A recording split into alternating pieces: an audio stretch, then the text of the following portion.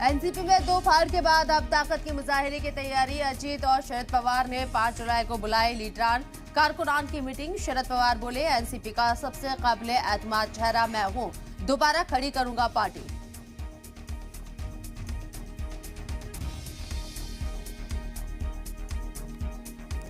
अजीत पवार की बगावत के बाद देर रात NCP executive chairman Supriya Sule ने की प्रेस कॉन्फ्रेंस। कहा, बड़े भाई का हमेशा इज्जत करूंगी। बगावती एमएलए पर भी तंज कसते हुए बोली, अभी तो आए हैं, आगे देखिए क्या होता है।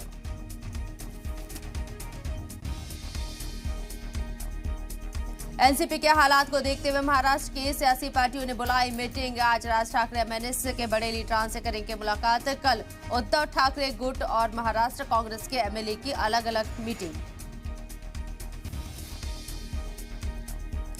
महाराष्ट्र में सियासी उथल पुथल को लेकर अपोजिशन ने किया बीजेपी पर हमला। अखिलेश यादव बोले, एमपी के बाद महाराष्ट्र बीजेपी की नई प्रयोगशाला बना। ओवैसी ने जयपुर की रैली में कहा, तुम करो तो अच्छा और दूसरे करे तो गलत।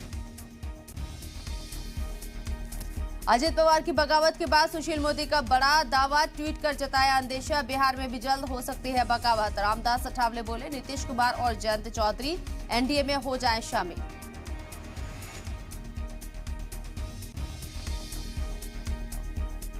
आज शाम यूनियन काउंसिल ऑफ मिनिस्ट्री की अहम मीटिंग, पीएम मोदी करेंगे मीटिंग की सदारत। काबीना में बड़े फेरबदल की अटकलें, दिल्ली के प्रगति मैदान कन्वेंशन सेंटर में होगी मीटिंग। भारत की सदारत में कल होगा एससीओ शिखर सम्मेलन। चीन के सदर और पाकिस्तान के वजीर आजम मीटिंग में वर्चुअली होंगे शामिल। पीएम मोदी की तकरीर के साथ होगी मीटिंग की शुरुआत। यूसीसी पर आज पार्लियामेंट्री कमेटी की अहम मीटिंग, सुशील मोदी की सदारत में होगी मीटिंग। ड्राफ्ट तैयार कर रहे लॉ कमीशन को भी बुलाया गया। मशरिक से मगरिब तक महकमा मौसमियात ने जारी किया शदीद बारिश का अलर्ट। राजस्थान, हरियाणा और पंजाब में हो सकती है शदीद बारिश। आज से 5 जुलाई तक जनूबी ओडिशा में जमकर बरस सकते हैं बादल।